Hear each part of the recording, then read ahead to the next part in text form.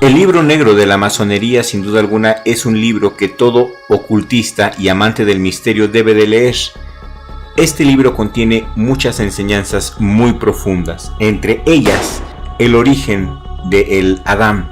Nos habla de la iniciación prehistórica y nos enseña que la unión de dos razas humanas, la raza de Ade y la raza de Am, aún en el estado casi animal, dio nacimiento a la raza de Adán, o Adán, que fue la primera en poseer una conciencia y una inteligencia verdaderamente humanas, lo que equivale a decir que fue la primera raza que realizó el ideal masónico en cuanto al perfeccionamiento se refiere y a la superación del individuo, y esto viene en el libro negro de la masonería, pero también puede ser encontrado en el Zohar y en fuentes talmúdicas. En su origen, cuando el hombre salió apenas de la animalidad, comenzó a realizar el mundo que lo rodeaba y empleó un vocabulario primitivo que tomó de los gritos de los diferentes animales, entre los cuales vivía el bisonte, el elefante, la cabra, etc. Y estos onomatopéyicos que fueron la base del lenguaje humano son los siguientes: aj, at, am, an, af, ao, ar, ab y as. Una sola sílaba, mis amigos, no tuvo origen en los gritos de los animales y fue la sílaba al, que degeneró más tarde en el. Y esta palabra, la palabra él, era sagrada para el Adán, para estos hombres, pues representaba para ellos la divinidad. Así, estos 9 gritos de animales con la sílaba él son el origen del lenguaje occidental y con inversiones y deformaciones particulares formaron las raíces de todas las lenguas de la humanidad, según el libro negro de la masonería. Y este conocimiento, mis amigos, ya lo hemos visto en otros videos, inclusive en Crypto TV, donde analizamos que Adán no es un nombre, Adán es una humanidad. La simbología y el esoterismo en la masonería. Debemos saber que hay ciertos símbolos principales, que son la cabeza y las puntas del compás. La primera representando el sol. La cabeza del compás, mis amigos, representa al sol, fuente espiritual, iluminador y dispensador de vida. Y las segundas, las puntas del compás, representan las dos polaridades que existen en el universo. Los 3 puntos pueden también aspirar a las siguientes cualidades, que son expansión, concentración y estabilidad. Son las 3 personas que no hacen unidad, sino en Dios. Representan también las facultades razón, memoria y voluntad, o fuerza, materia y movimiento, o también acción, resistencia y trabajo. Más aún es el activo, el pasivo y el intermediario en el plano del pensamiento y de la acción. Y sabemos naturalmente que ellos ocultan también a los ojos de los profanos, como los llaman los masones, el triángulo. Y a este respecto debemos señalar que el trinósofo es prerrogativa del rito francés. El primer lado del triángulo es para el aprendiz, es el reino mineral. El segundo lado del triángulo es para el compañero, que es el reino vegetal. Y el tercer lado es para el maestro, es el reino animal. Esta evolución se relaciona con el célebre axioma del ocultismo: saber, querer, osar, callar. Y en efecto, la misma manera de las 3 caras de la pirámide reposan sobre una base común. Y el axioma reposa así: la palabra saber corresponde al aprendiz con sus pruebas físicas. La palabra querer corresponde al compañero con sus pruebas morales. La palabra osar corresponde al maestro con sus pruebas intelectuales, y las 3 tienen un deber común: callar. Todo maestro debe actualizar 3 lecciones de su maestría. Una primera con la idea de moral política, siguiendo el ejemplo de Hiram, el gran arquitecto, el artesano del cuerpo de ingenieros, el que construyó el templo del rey Salomón. Hiram, el que hizo los planos del rey Salomón. Una segunda lección con la idea moral científica conforme con el papel del Sol en su acción sobre la naturaleza y creando las estaciones, lo cual sería como la imagen de Dios, creando los espíritus relacionados por elección de la gracia con los astros, que serían las diferentes y posibles manifestaciones de la divinidad. Volviendo al triángulo, base de la pirámide, debemos decir que elevándose a la unidad del vértice, forma el número 4 aplicado al axioma oculto que acabamos de citar, simbolizando así el trabajo común de los 3 grados de base para un solo fin, un solo ideal y un solo deber. El triángulo caracteriza también los 4 elementos indicados como siguen: aire, tierra, agua y fuego. Si quisiéramos analizar las trinidades, resultarían demasiado numerosas. Es por eso que citaremos simplemente la trinidad de la teología hindú: Brahma, Vishnu y Shiva, que es respectivamente creación, conservación y destrucción, es decir, los elementos tierra, agua y fuego, todo concurriendo al elemento aire, que en la yoga es el más elevado y conduce al éter, luego hacia el universo mental y al fin hasta el elemento absoluto. Este conocimiento no es un conocimiento masónico per se, recordemos que es un conocimiento de los Vedas que a su vez heredaron de otras fuentes con raíces en Irán, mis amigos. Aleister Crowley era un conocido francmasón y también estuvo en la Golden Dawn y fue expulsado de la Golden Dawn para formar sus propias sectas.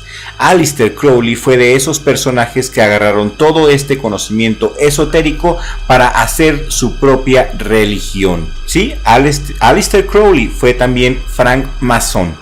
El mismo libro negro de la masonería sostiene que es necesario, indispensable, estudiar el santo libro del Zohar. Pero para estudiar el santo libro del Zohar, primero tienes que haber estudiado el Talmud, tienes que haber estudiado la Torá, el Sefer Yetzirah y los escritos del Ari. Así que no creo que los conocimientos de la masonería sean realmente tan profundos. No lo son, mis amigos, créanme. El triángulo sostenido, según el libro negro de la masonería, el triángulo sostenido por las columnas es la imagen divina. Y desde ahí están mal, porque según Maimónides, uno de los grandes sabios de Israel, no se le puede atribuir ninguna sola imagen. De hecho, si tú escribes el tetragrama y lo encierras, lo pones en un círculo o en un triángulo, eso es una gran herejía. No se puede, porque el concepto de Dios no se puede encarcelar, no lo puedes tú englobar, no lo puedes definir, no tiene definición y no tiene tampoco ninguna atribución, no le puedes dar atributos ni antropomorfismos. Pero para ellos el triángulo sostenido por las columnas es la imagen divina, es la imagen de Dios. 13 rayos se desprenden de ahí, 4 de cada lado, el cuaternario de los elementos, procediendo del ternario que contiene en su vértice el rayo sublime que denota la unidad, o sea Dios, cuya proyección de estrella en estrella ha permitido calcular, supuestamente, según el libro negro de la masonería, permite calcular 3.060.000 de mundos, y el ojo en el centro del triángulo demanda una mayor explicación que la presencia de Dios en todas partes. Según el libro negro de la masonería, los 2 ojos del rostro son los 2 focos de la elipse, que constituyen en sí misma el ojo único de la cabeza suprema. Este ojo único debe de ser 3 aureolas a estar colocado en un triángulo. Los 2 ojos de la carne carecen de importancia al lado del ojo del espíritu, que no requiere dúplice como los de la cara. Este ojo de Shiva, la excrescencia de la pituitaria, es el de la clarividencia, la glándula de los atlantes, la glándula que estos atlantes incrementaron de tal modo que dio nacimiento a la leyenda de los cíclopes. Y para todos estos símbolos legendarios, dice el libro negro de la masonería, aconsejamos el estudio del Zohar. Y sí, si este video tiene éxito, mis amigos, y quieren que yo haga un especial del Zohar, que por cierto lo tengo, lo he leído y lo he estudiado, tengo 7 años estudiando el Zohar. Si quieren ver un especial del Zohar, con mucho gusto lo hacemos. Y si no te has suscrito a este canal, suscríbete, ¿qué esperas? Toca la campanita y activa todas las notificaciones para que no te pierdas ninguno de nuestros episodios, porque esto se está poniendo cada vez más bueno. Estamos revelando secretos que no se han revelado antes. Y bueno, durante el video mencioné a Hermes Trismegisto. ¿Quién es Hermes Trismegisto? Es conocido como una entidad que ha sido mencionada en diferentes culturas de la antigüedad. Es comparado e incluso podríamos decir que es el paralelo al dios Tot de los egipcios. Ese dios que algunos ya habremos visto con cabeza de ibis. Incluso se dice que es la personificación de él mismo. También se dice que era el Abraham de la Biblia que todos conocemos, y otras fuentes talmúdicas se refieren a que Hermes era el mismo Enoc. Y cuando investigamos a Hermes, en griego Hermes, el 3 veces grande, nos damos cuenta de que existe una cantidad gigantesca de teorías basadas en escritos antiguos de diferentes culturas como la egipcia, la sumeria y algunas otras. Se dice que el inventor de la alquimia, la astrología e incluso de la psicología fue Hermes Trismegisto. También se le atribuye la creación de libros como el Kybalión, la tabla esmeralda, e incluso se cree que predijo el advenimiento del cristianismo. El Kybalión, más específicamente, es un libro donde se nos habla del todo en mayúsculas. Se nos explica detalladamente cómo es que nosotros, los seres humanos, al ser parte del todo, el todo es parte de nosotros. Así que basándose en ello y en diferentes leyes universales comprobables, como la muy conocida causa y efecto, los seres humanos tenemos una chispa creadora dentro de nosotros que nos hace moldear nuestra realidad. Hermes Trismegisto fue deidificado por diferentes religiones y culturas, tomando diferentes nombres. En el panteón griego fue llamado Hermes, los romanos lo llamaron Mercurio, y como ya dijimos antes, los egipcios lo llamaron Tot. ¿Qué tenían esas tres entidades en común? Tenían la capacidad y el secreto para ir al mundo de los dioses y regresar. Recordemos que el segundo principio del Kybalión, el principio de correspondencia, nos dicta de que como es arriba es abajo, y tomando esto en cuenta, Hermes podía viajar entre la tierra, el mundo de los mortales y el mundo de los dioses.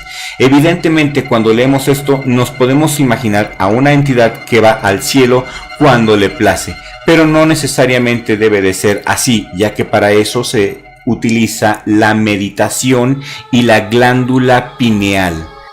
Es más que sabido por los iniciados y por los amantes del esoterismo que en los masones, en cualquier sociedad secreta, llega un momento en que te inician en la meditación, y esto es para activar tu glándula pineal, que eso es lo que representa el ojo que todo lo ves. Por eso yo te decía que el último principio es la autodeidificación, hacerte Dios a ti mismo, lo cual es una enorme y absoluta herejía. Pero yo quiero leer tus comentarios. ¿Sirve acaso la meditación? ¿Sirve estimular la glándula pineal? Pero por supuesto, puedes hacer muchas cosas. ¿Puedes convertir tus sueños en realidad? Claro que sí se puede. Yo soy testigo y yo soy ejemplo de esto. Veo que esta serie de la masonería les ha gustado mucho, y si les sigue gustando, si quieren que hagamos una cuarta entrega de los secretos de la masonería, por favor, comparte este video en todas tus redes sociales. Espero que les haya gustado este capítulo de El Libro Negro de la Masonería. El Libro Negro de la Masonería fue escrito por el Dr. Serge Raynaud de la Ferrier, muy ilustre y sublime gran maestre de la Gran Fraternidad Universal.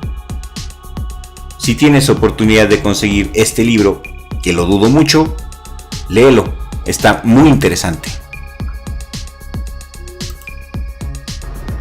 Y eso es todo por hoy, mis amigos. En la descripción y en el primer comentario les voy a dejar el link de nuestra web oficial, donde la puedes visitar y nos puedes apoyar de muchas maneras. Muchísimas gracias por participar en las encuestas. Por favor, sigan participando porque estamos creciendo poco a poco este canal. Vamos en el camino a los 2000 suscriptores y queremos llegar a los 2000 suscriptores antes de que termine el 2022. ¿Lo lograremos? Yo estoy seguro que con la ayuda de Hashem, claro que sí.